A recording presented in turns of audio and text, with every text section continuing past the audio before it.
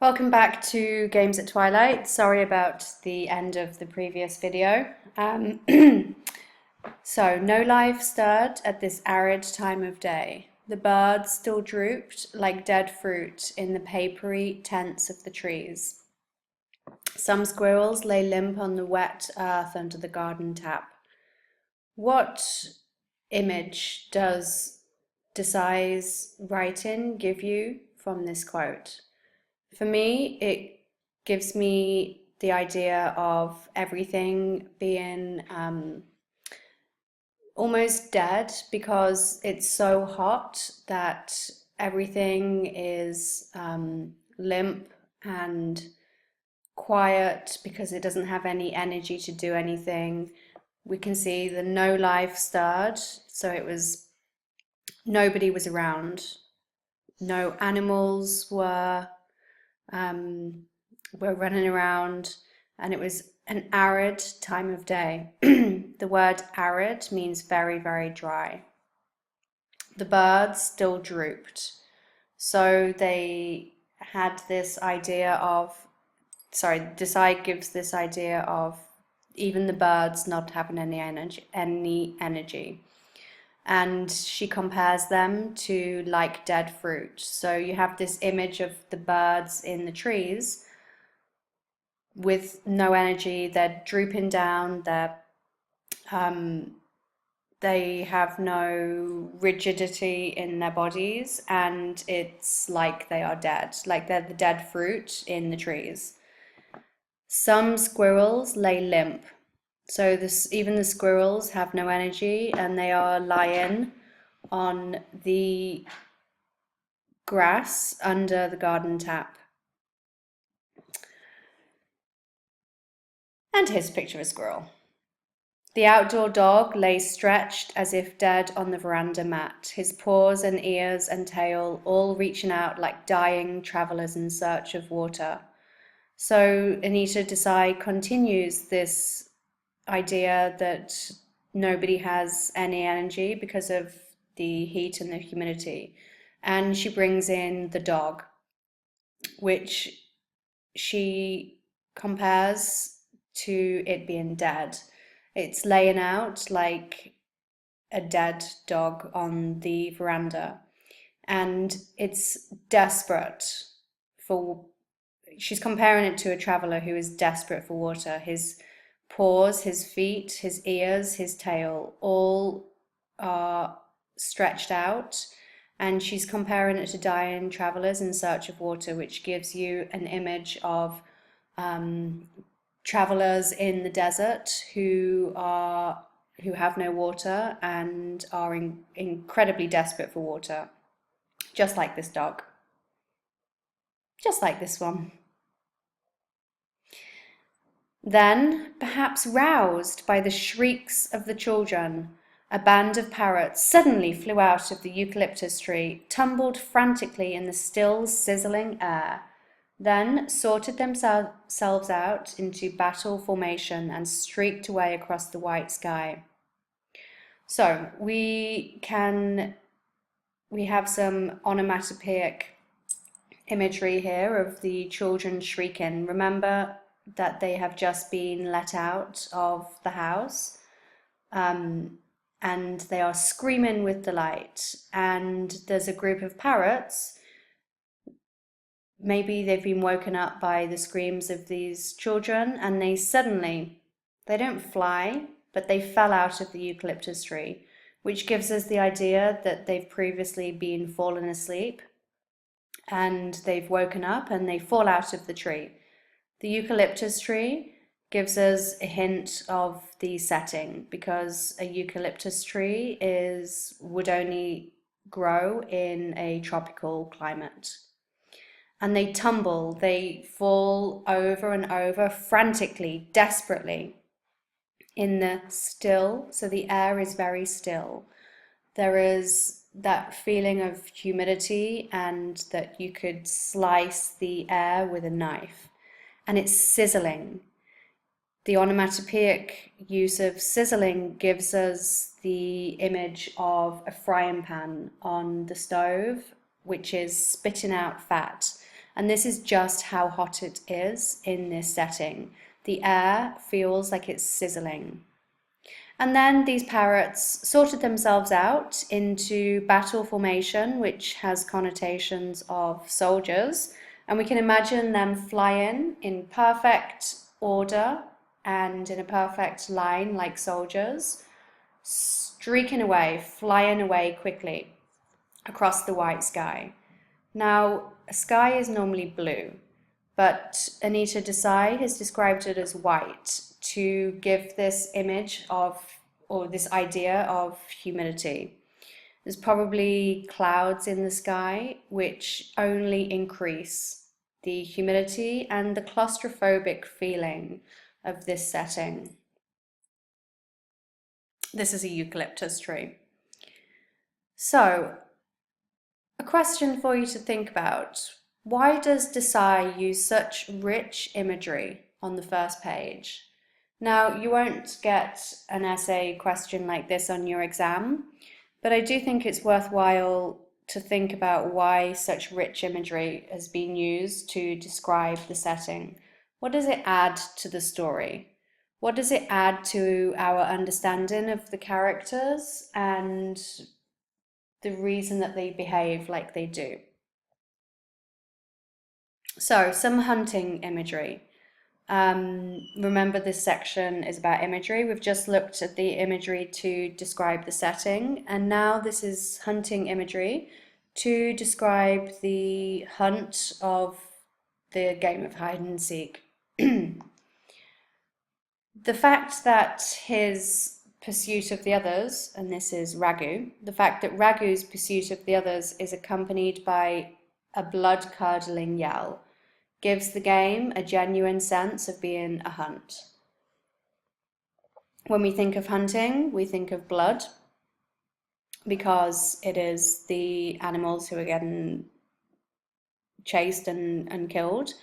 And this hunting imagery is supported by, firstly, Raghu's whistling, his crashing around, and his stick whacking. So we've already talked about that earlier on. And same here. Ravi's glimpse of Raghu's legs as he hides gives you the feeling that he is being hunted. And the growing dark and silence contribute to the suspense being built up by Anita Desai. There is violent imagery in this short story as well. And the use of violent imagery, such as Manu appearing as if he had dropped out of an invisible cloud or from a bird's claws. So this is violent because it's so sudden.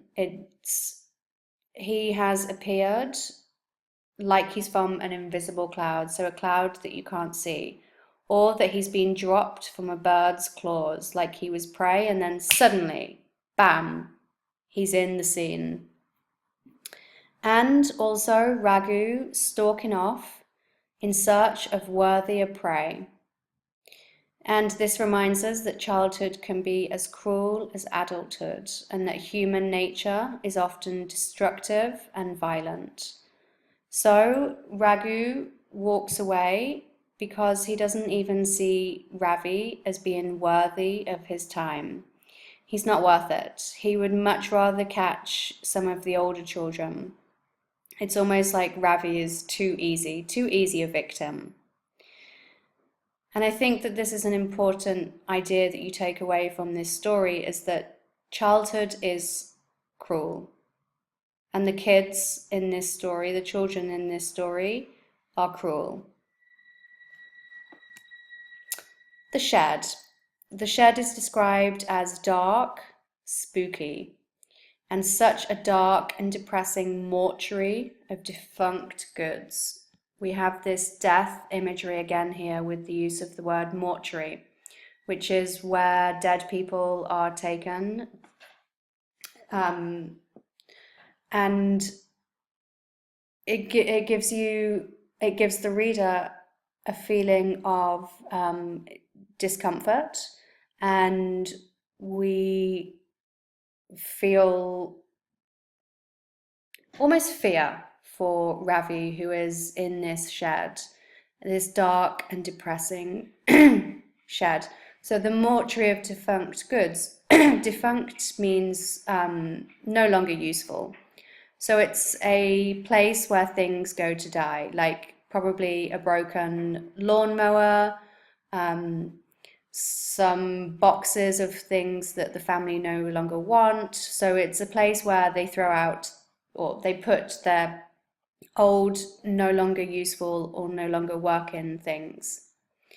And as much as Ravi wants to be noticed, he only finds comfort in a shed full of forgotten furniture. And this furniture symbolizes that he has been forgotten as well. So it's quite fitting that his hiding place is amongst other things that have been forgotten. The description of the hiding place as a mortuary, which has the muffled smell as of graves, along with the growing darkness and the repetition of the word dead in the children's chant towards the end of the story, all reinforce the idea that death is never far away. Some quotes to describe the shed for you.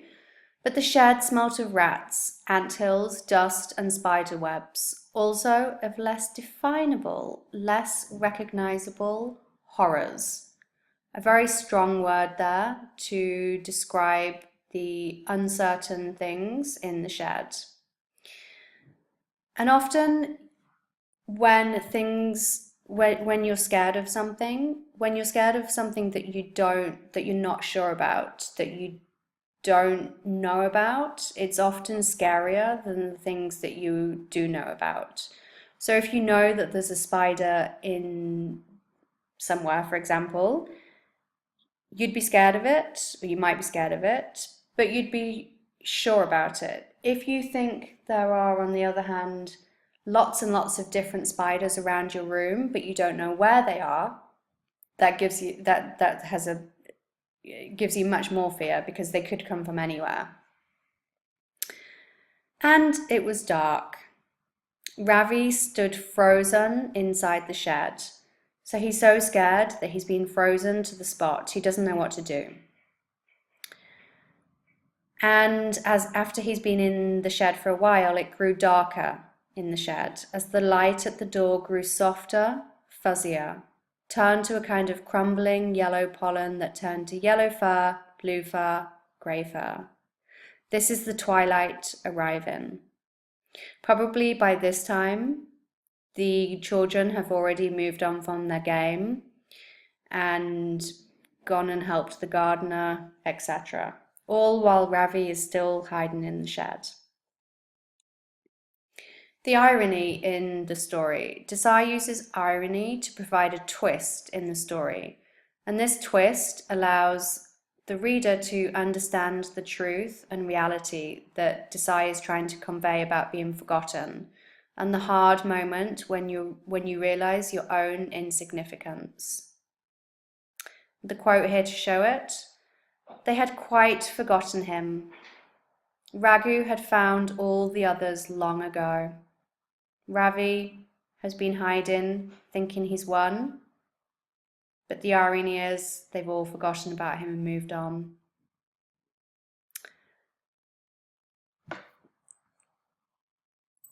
The irony allows the reader to understand the truth that Desai is trying to convey, because as this occurs, the reader is also left with the realization that it is disgraceful, terrible, yet inevitable, bound to happen, to be forgotten after death. So we all live in the hope that we will be remembered by our family, our friends, people we work with, etc., after we've died.